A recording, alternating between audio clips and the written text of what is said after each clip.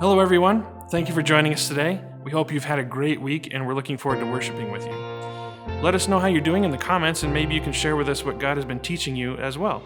Also, if you have some prayer requests, you can share those in the comments to let other people pray for you, or you can submit them through the app or the website. See you guys in the comments and enjoy the service. Well, welcome and thank you for joining us today.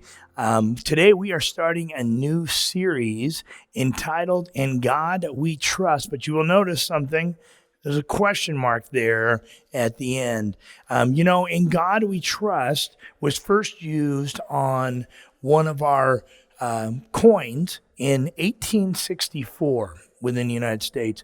But in 1956, during the Cold War, the U.S. government, in an effort to distinguish itself from the Soviet Union, which was kind of an atheist country, they decided to add "In God We Trust" to all of American currency. And, it's an interesting thing that we have that on our currency, because probably one of the greatest things that Americans struggle with, and when it comes to trusting God, is our finances. How do we trust God with our finances? So we're going to be looking at that for the next 4 weeks. We're called to trust God in every area of our life.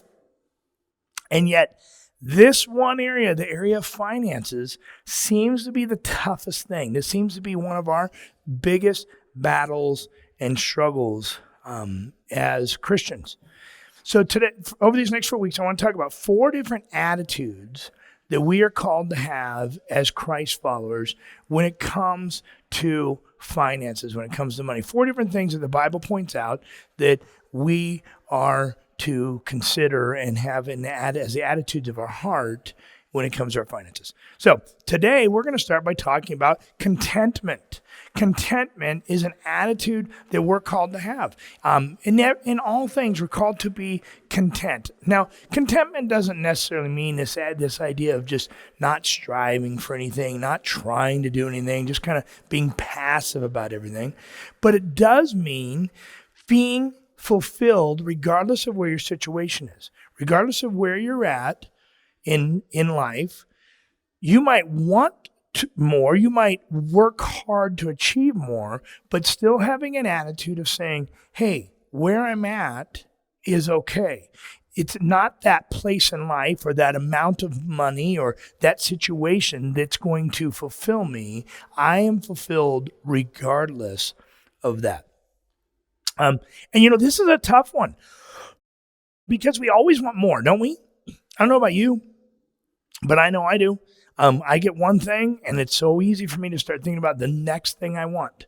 As soon as I feel that need, what's the next thing I want? What's the next thing I want to acquire or be able to go do? And all of those things require money. I've had people say, well, I don't really love money. I just love all the things that money gives me. Well, that's what the Bible's talking about, though. In fact, Exodus chapter 20, verse 17 is our key verse today. Do you know it's one of the key things that we're called to do of the 10 commandments? The 10th commandment says this: you shall not covet your neighbor's house.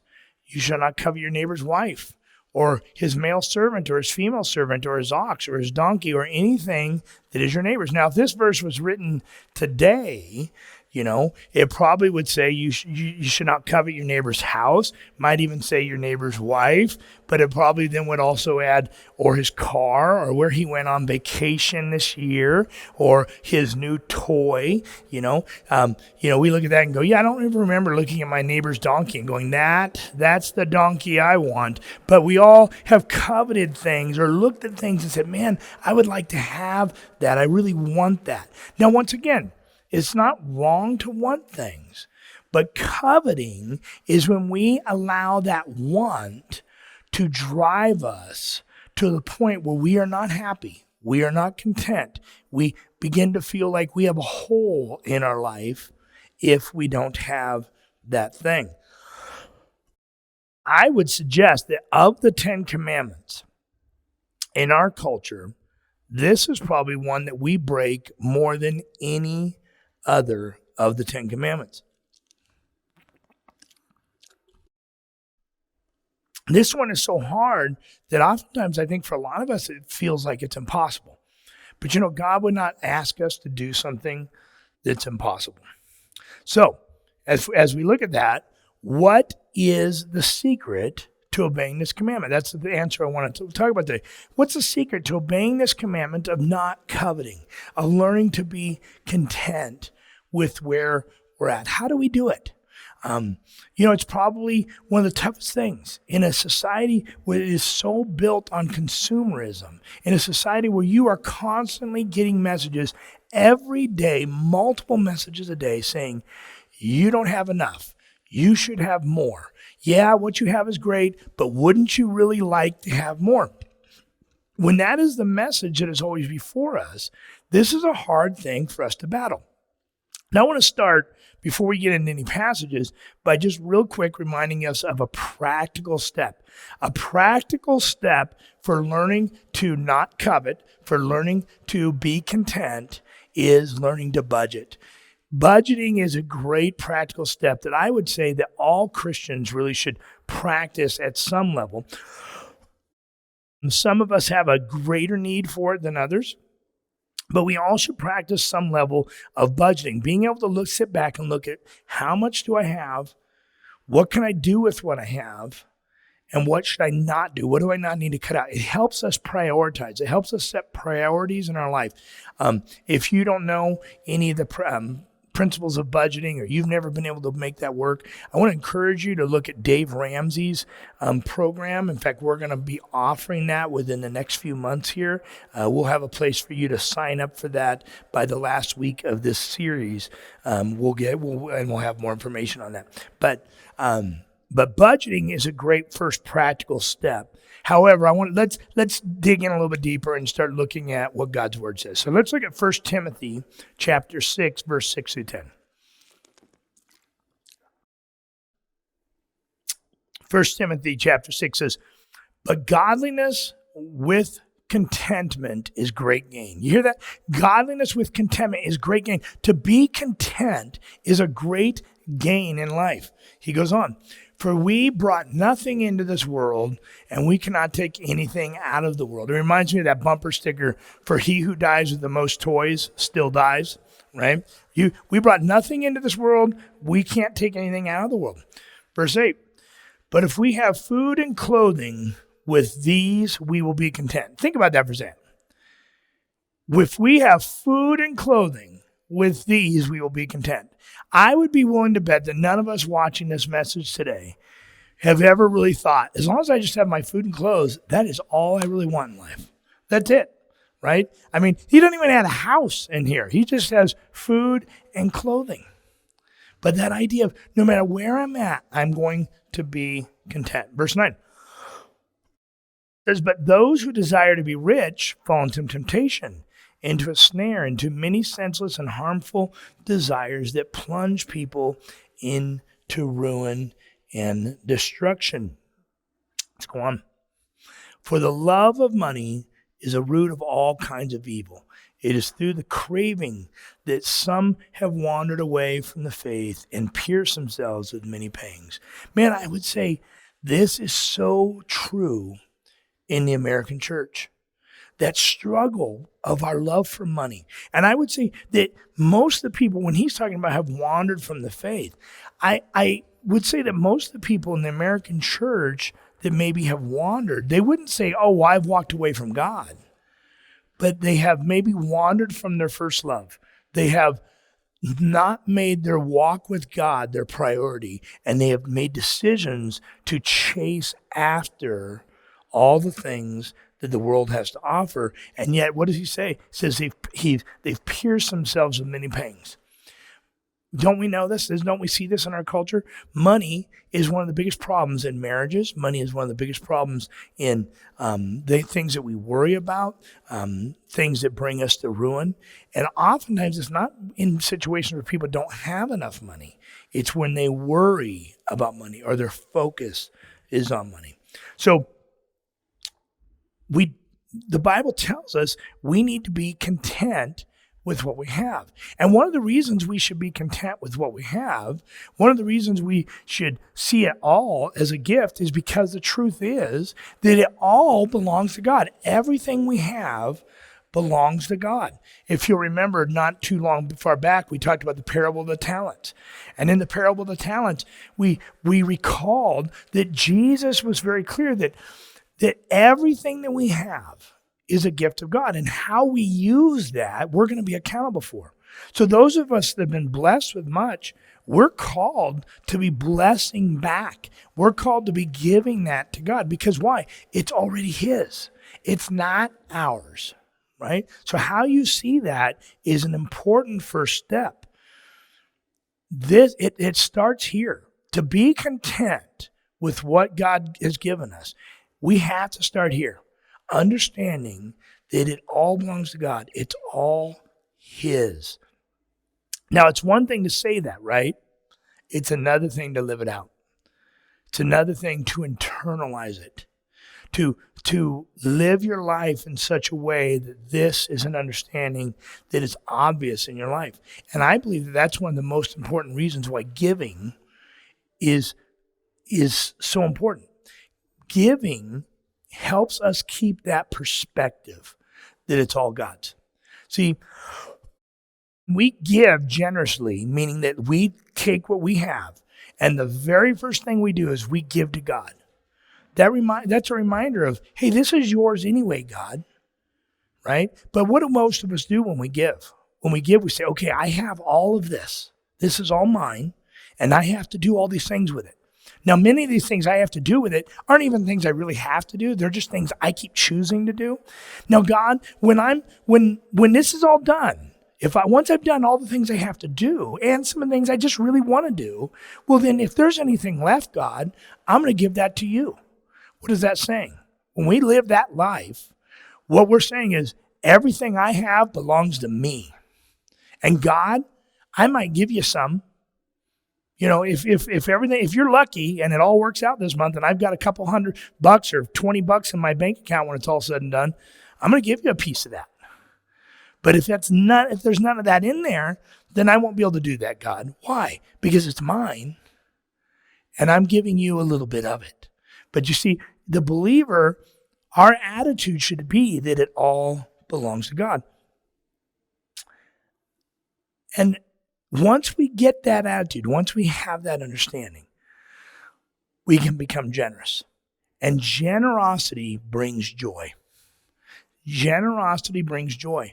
Generosity brings contentment in life. Studies have proven over and over again that one of the easiest ways to take your mind off of your problems is to invest in other people, to help other people, to focus on others. And it's true not just with our physical time, but it's true with our finances as well. When we look to serve others with our giving, to serve others with our finances, we become less focused on what we want. We become less focused on what we think we don't have. And we become less focused on the people who have more than us and us constantly trying to catch up to them. And what happens is we begin to see the needs of others, and we begin to see how God has blessed us so that we can bless others. And we begin to get joyous in our giving. And we're going to talk more about the joy that generosity brings in another week. But generosity brings joy. Let's look at what Paul says in Philippians chapter 4, verse 10 to 13. He says this, I rejoice greatly in the Lord that at last you renewed your concern for me. Indeed, you were concerned, but you had no opportunity to show it. He's saying that, hey, earlier, I know you've always been concerned for me, but there wasn't a need to show it. Now I'm in a situation where you have a need to show it. Verse 11, I'm not saying this because I am in need, for I have learned to be content whatever the circumstances. Once again, what is Paul saying? I'm content whatever the circumstances. Remember, he's practicing what he preached. He told Timothy, hey, you need to learn to be content. And now he's saying, I am content with whatever the circumstances. Verse 12. I know what it is to be in need, and I know what it is to have plenty. I have learned the secret of being content in any and every situation, whether well-fed or hungry, whether living or in plenty or in want. Hear what Paul says there? Verse 13, I can do all things through him who gives me strength. See, what Paul's saying is, no matter what my situation is, I can do it all. You know, a lot of times people use this verse to kind of overcome a mountain, right? To fight an enemy, whatever it is. But what Paul's saying is, hey, I can be in great situations and I can be in horrible situations. And regardless, I'm okay because I know my strength comes from God. My strength comes from my relationship with Jesus. And that, my friends, is the secret. See, what does he say? Let's actually jump back to let's look at verse 12 real quick, right? What he says, I have learned the secret of being content in any and every situation. And what is that secret? The secret is trusting that God will give us strength regardless of the situation. So that's our final point is the secret. There's the secret to being content is to trusting that God is in control. Right? See, what is a secret? A secret is something that, only you know and others want to know, right? Or, if no one else wants to know, it's really not much of a secret, right? It's kind of a stupid thing to know, right? But there's something about knowing something that nobody else knows, but they kind of wish they knew. Well, Paul's saying most people wish they knew this, that he sees the world around them, right? And don't we see that? We see a world around us that they're longing for contentment. We're longing to just be at peace, regardless of our situation. And Paul says, I've learned it. I figured it out. Right? Very few people are ever going to get this. Right? We know Solomon in Ecclesiastes. Solomon had everything. Everything his heart desired. And he wasn't at peace. He found everything to be meaningless. His soul was not satisfied. Right? And there are so many people that think, I'm going to go out and I'm going to get this one thing and that's going to satisfy me. And then what happens? That hole's still there. I'm going to go out and I'm going to get this. That's going to satisfy me. But it doesn't. And Paul says, I have learned the secret. The secret is trusting that in all things, Christ will give me strength. Well, how do we do that? How do we trust God at that level? Hebrews 13:5 reminds us, keep your life free from the love of money and be content with what you have. For he has said, I will never leave you or forsake you. See, Paul's saying the same thing. Saying, I know in all things Christ will give me strength. I know no matter where I'm at in life, no matter what my situation, no matter what I'm going through, I know my strength comes from God. Writer of Hebrews saying, that Jesus has promised, I will never leave you or forsake you. How do we have that kind of trust in God? How do we learn to quit looking for that next thing to fill us and to trust that we can do all things because of Jesus?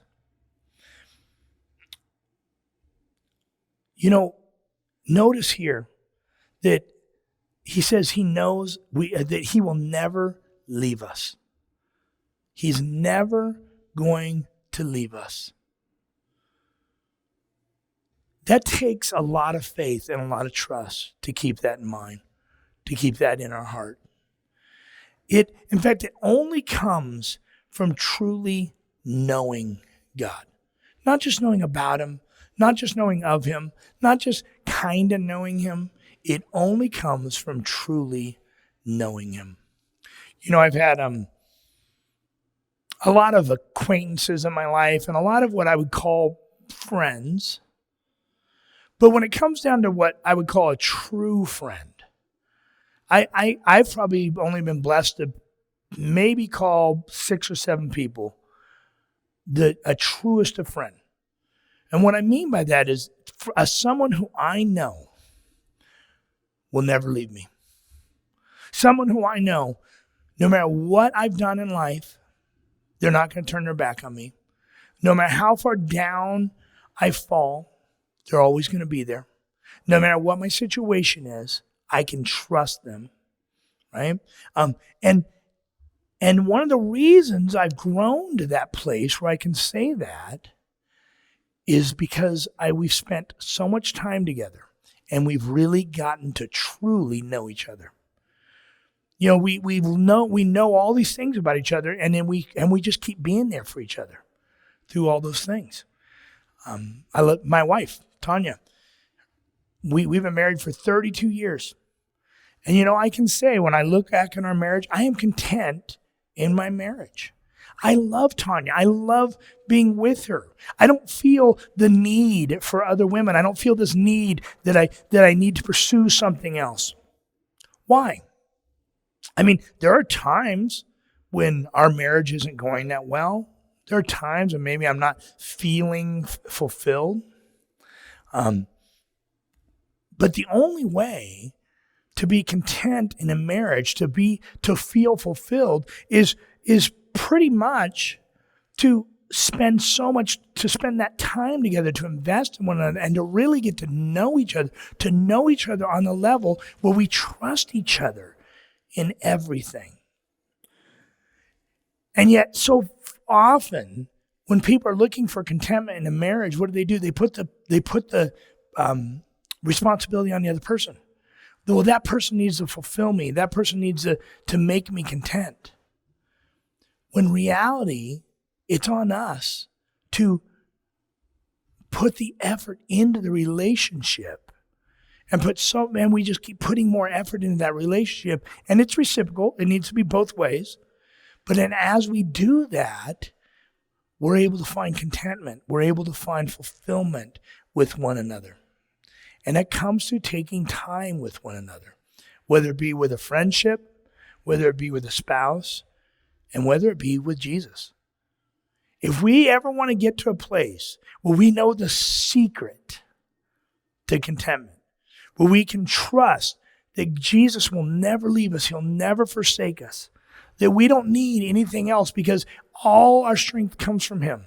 If we ever want to get to that place, our faith has to be much more than a head knowledge of Jesus. It has to be much more than an understanding that we believe that, the evidence points to him. It has to be much more than some feelings. It has to go to the very depths of our soul, of a commitment that stems from a deep relationship. If we want contentment, we have to seek that relationship with Jesus, that deep relationship with Jesus. If we want to live life to the full, the fullness that he promises in John chapter 10, we have to pursue that relationship with him. And when we do that, we don't need to covet. Right? That's the secret to obeying that commandment. Is we're not looking to be fulfilled in our neighbor's house, our neighbor's wife, our neighbor's car, our neighbor's vacation. Because we know all our fulfillment comes from Jesus. It's a process. It's not a constant. It's not just something, that you just say a prayer and you start going to church or whatever, and then all of a sudden you just feel filled with Jesus. I mean, I think we've all had those moments where we're like, I don't need anything else in life. But if you want to live that way, it comes from constant relationship, constant connection and effort into that relationship.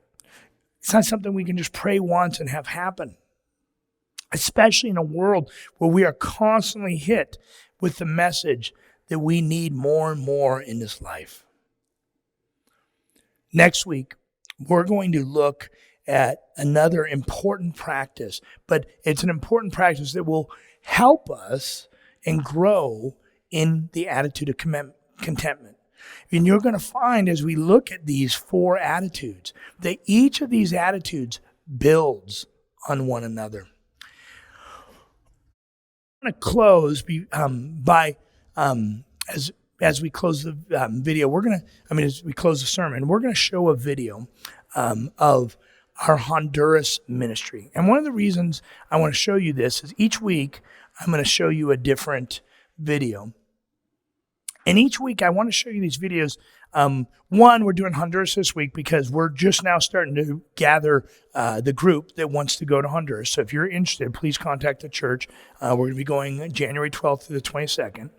But more importantly, I want you to see that when we take on an attitude of generosity and we give to the ministry of Mountain View Fellowship, it's not just to keep the lights on. It's not to keep the doors open. It's not to make sure that we have comfortable seats. It's to develop ministry. It's to invest in others. It's to find joy by focusing on the needs in the community and the world and seeing how we can make an effort together to bless those people, to fill those needs.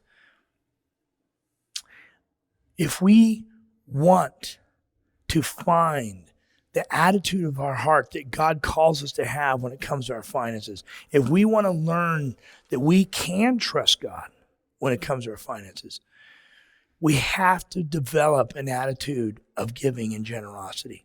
We have to develop an attitude that says, God, how can I bless others? And I believe through MVF at least, there's no more power in our investment of giving than through what we're doing in Honduras. So watch the video.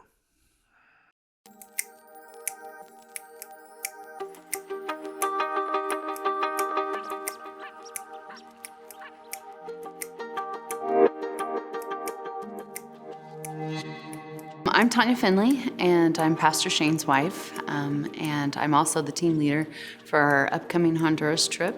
Hi, I'm Billy Seaton, and I've been to Honduras 7 times. I'm Pete Kroll, and 2020 was my first time to Honduras. So I've been on 4 different trips to Honduras, and I love that our relationship continues to build. But one of the most exciting things about going is the impact that it has on the team of people that go. I guess you can say their heart is totally full of God, and that's all they work and strive for, is to make Him happy and to make God's people, if you want to say, happy. Just how warm everybody was and welcoming. Life isn't necessarily all about your country, all about you, that God is a much bigger God than maybe you had thought. It just makes my heart full. It just makes my heart melt when I talk to them. They're just so generous and just kind. It is really hard to pick one memorable thing. Every day just has like these strong images. You know, you get there, you see these kids, and they're in real life. They're no longer pictures. You see them with their teachers. You see them getting food.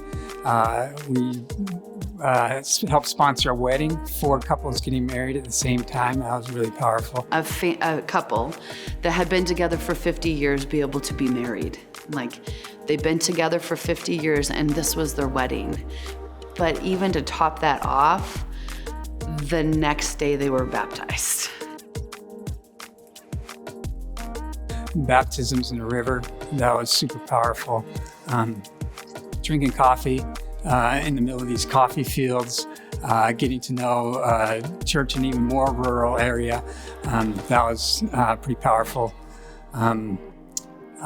Squatting by a tree with a teammate sharing a pack of wet wipes, that's something I'll never forget.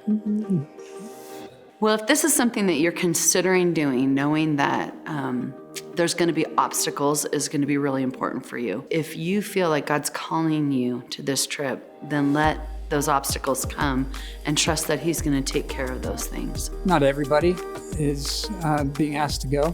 When we go, we actually represent a lot of other people. And those people are represented through their financial support, also through the children they sponsor and giving us gifts to take down with us. And so, again, not everybody actually goes, but everybody can be a part of it. When you donate to Honduras, that 100% of those funds go to the church down there. They go to Pastor Mario and Pastora Vilma, who use it to help the children, the elderly, and the church in general, and the community of Penasquitos. You feel calm when you get there. There's no, I'm scared. You don't get that kind of thing. I mean, that seems to be the first team comment after day one of like, I don't know how in 9 days I'm gonna leave here. You're definitely not gonna leave the same.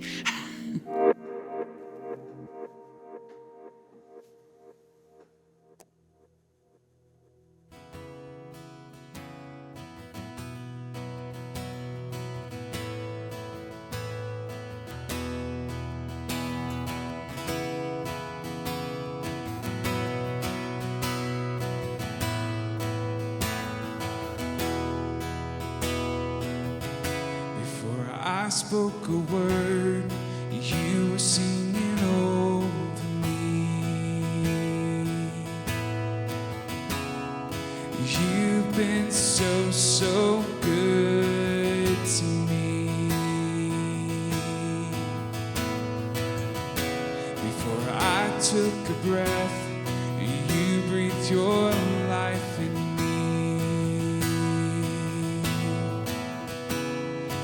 You've been so, so kind to me. Oh, the overwhelming, never-ending, reckless love of God. Oh, it chases me down, fights till I'm found, leaves a 99. I couldn't earn it, I don't deserve it, still you give yourself away. Oh, the overwhelming, never-ending, reckless love of God. Whoa.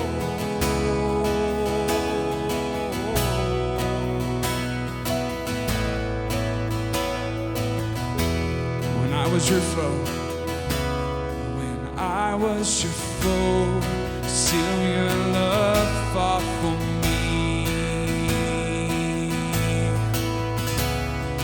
You've been so, so good to me. When I felt no worth, you paid it all for me. You've been so, so kind to me. Oh, the overwhelming, never-ending, reckless love of God. Oh, it chases me down, fights till I'm found, leaves a 99.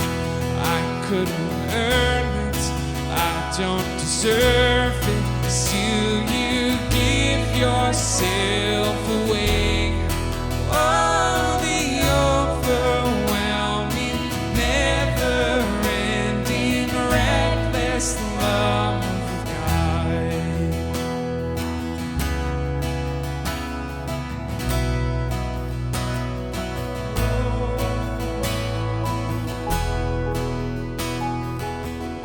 There's no shadow you won't light up, mountain you won't climb up, coming after me.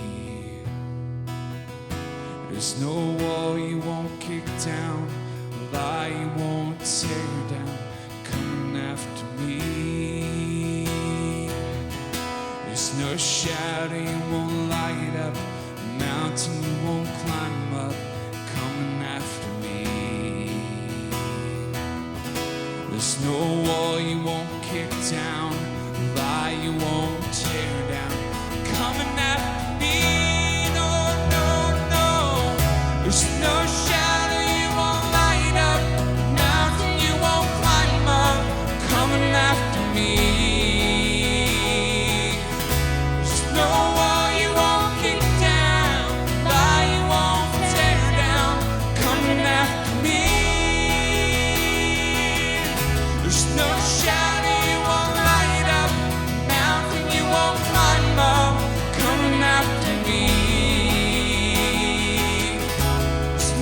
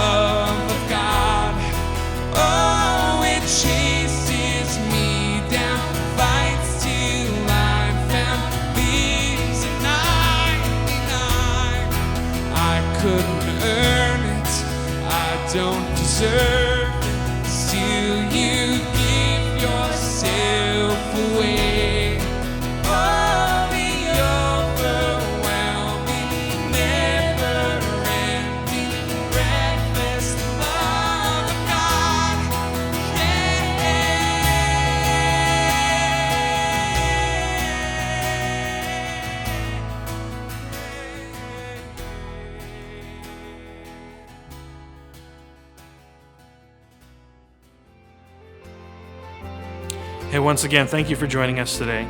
We hope and pray that you guys learned something. And as always, we're going to be praying for you throughout the week. We love you, church. Bye.